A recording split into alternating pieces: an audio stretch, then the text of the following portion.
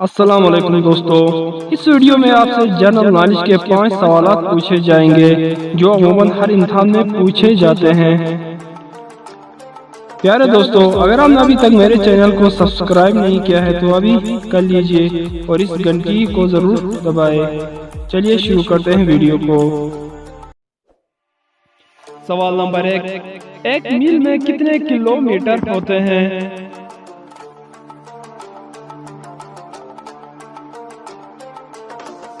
सही जवाब है 1.6 किलोमीटर। सवाल नंबर 2, बिलेट और सेफ्टी का मौजिद कौन था?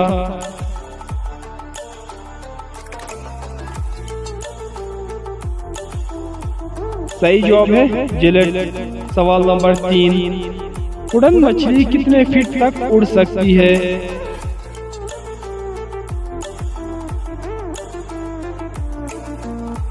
सही जवाब है 25 फीट तक।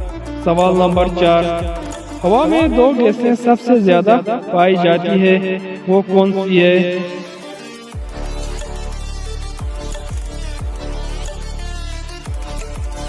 सही जवाब है नाइट्रोजन और ऑक्सीजन।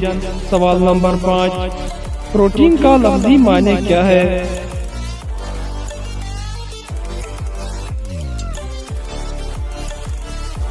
सही जवाब है सबसे पहले।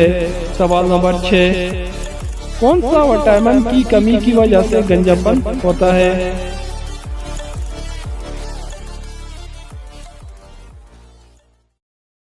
सही जवाब है विटामिन एच।